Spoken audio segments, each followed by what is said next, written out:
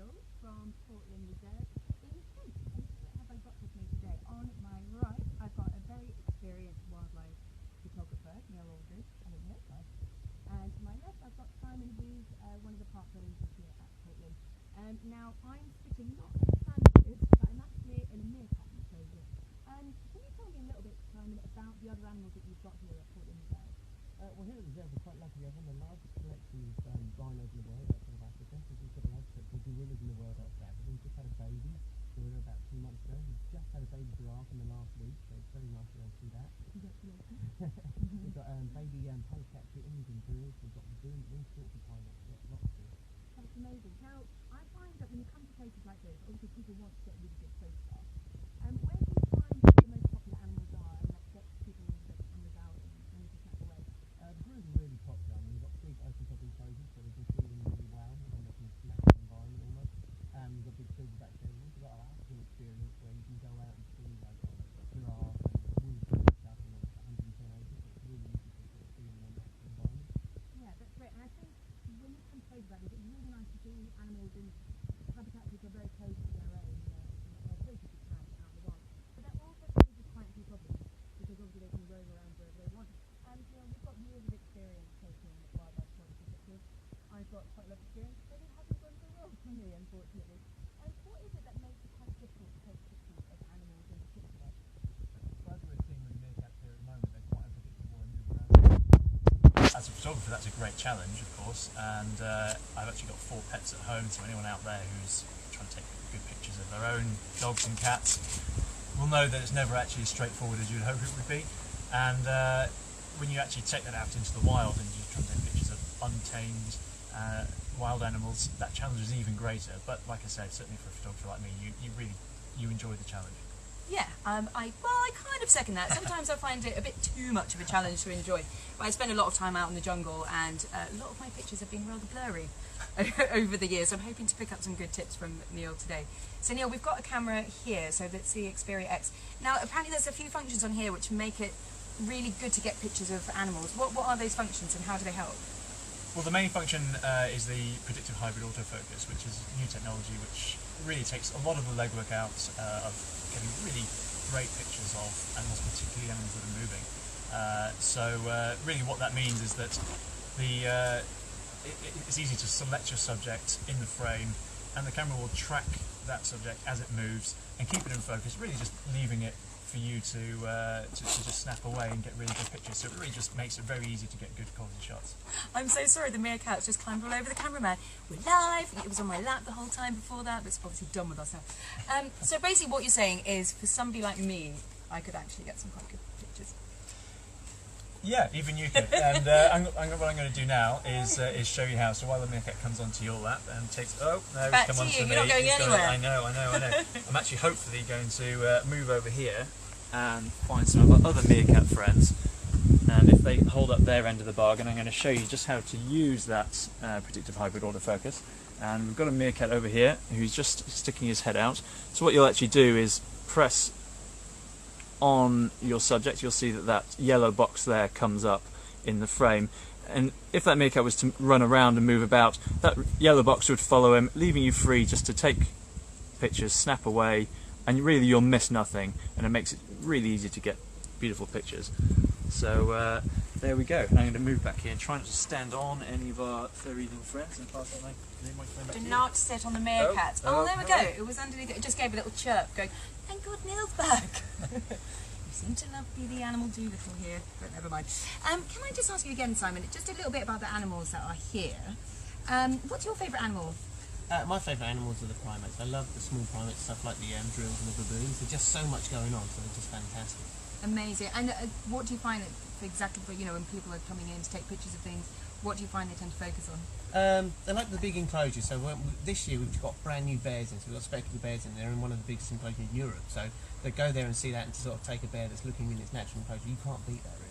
That's amazing. I can't wait to go and have a look around afterwards. Not that you guys aren't cool, because you really are. Now, I've heard that there's some other features that can help on the camera as well. So the last one that you mentioned, I'm such a technophobe, but I'm starting to come around to it now. But you said that it's got that special thing of the hybrid... The predictive hybrid autofocus. Predictive hybrid autofocus. So basically what you're saying is that can help me to just take a picture, even if the animal's moving really fast, I'm going to get quite a clear shot.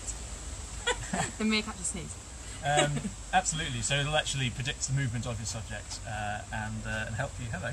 And actually just really, like I said, make it a lot easier to get great shots. The other feature as well is the quick launch and capture function, and that's unique to the Xperia X as well. And that means that really when animals are moving around in the heat of the moment and you've only got a short time to get a shot, you can take the camera out of your pocket, press the button on the side, and in 0.6 seconds it will respond and you can start shooting. And that's, like I said, it's a very unique feature to this camera, and it'll really again mean that you're not going to miss any of the action. I think what would be great with something like that, I spend a lot of time raising orphan baboon babies, which are incredibly fast. So the only pictures I had of them that were any good were when they were asleep, because they're so fast. I had quite a big bulky camera with me, and I would take the pictures, and actually they took it up very high and dropped it from a great height at one point. So, you know, my camera. I'm glad you find that fun. So anyway, this would be great because I can obviously just put the phone in my pocket, take it out, take the picture really quickly, and stick it back in again. Yeah, absolutely. Great, so that's coming with me to Africa next time I go. Okay, so we've had lots of questions coming in as well, so we're going to attempt to answer some of those from social media. Throw me some questions. Maya from Instagram says, what's your favourite place to take photos, Neil? Okay, hello Maya from Instagram. What's your favourite place to take photos?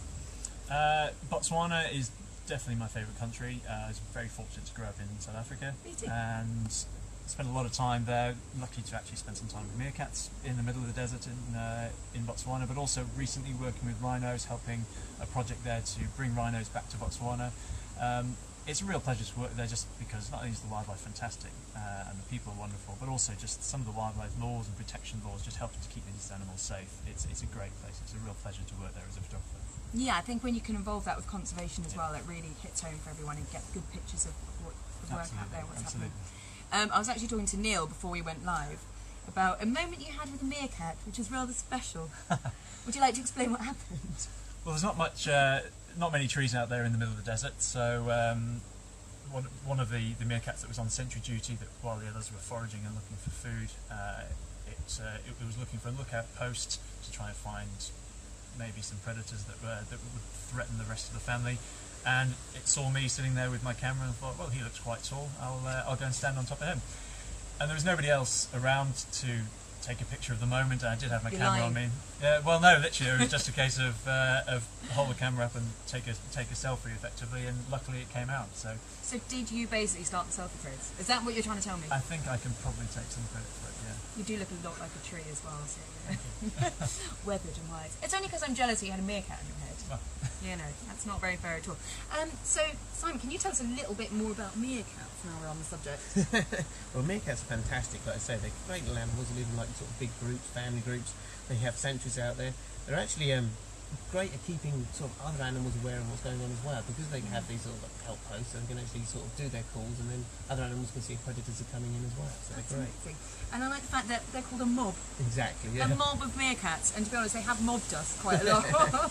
This one was actually hand-reared before it came here, wasn't it? That's why it's in in your lab. Exactly. So she's lovely. This little Tiggs, and she's hand-reared by one of the keepers here. She's amazing. She's really great. Any more questions for us? Yes, Lexi on Twitter says, my dog has a dark coat and it's hard to photograph her. Okay, Lexi, this one's going to go to Neil, because obviously I don't know anything about this. So basically, her dog's got a dark coat.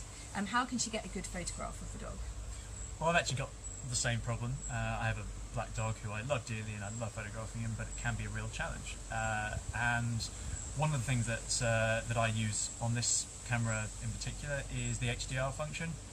And it's really easy to use. You just go into the manual settings, turn on HDR, and what that will actually do is to bring out some of the detail in the shadow areas and also in the dark coat of your dog, but it also will tone down some of the lighter areas in the sky as well. So it'll mean that you'll have a much more pleasing picture, and it means that more of your pictures of your dog are real keepers. So it makes it easier to actually get some really nice pictures, ones you can be proud of, put on your wall, show your family. So hopefully that's a helpful tip.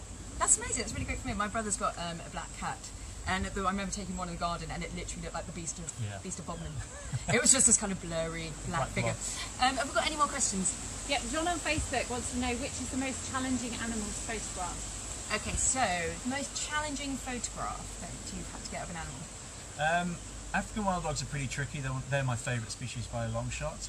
They move around quite a lot. They never sit still. But I think for most photographers, the real top challenge is birds in flight. So any bird that's flying, obviously they're flying quite quickly, and keeping the focus on them. We were talking just now about the critical hybrid autofocus. That would come in handy when photographing birds flying. But you've also got to think about the light as well. The time of day you're doing it, because you've got a bird against a very bright sky. So you've got to think about the angle. Keeping the light behind you, and also as well making sure that you're actually getting the eye in focus, because sometimes that wing can flap down and actually pull the focus onto the wing instead of the eye. And when you're photographing animals, you always want to make sure that the eye is the point that's in focus. So hopefully again that's quite helpful too. I didn't know that at all. So keep the eye in focus, that's the main part. Well, it's the one area that we as a viewer, when we look at pictures, our eyes go towards the eye and go towards the face. So it's always the one place that it's a good starting point anyway. I think you're actually converting me.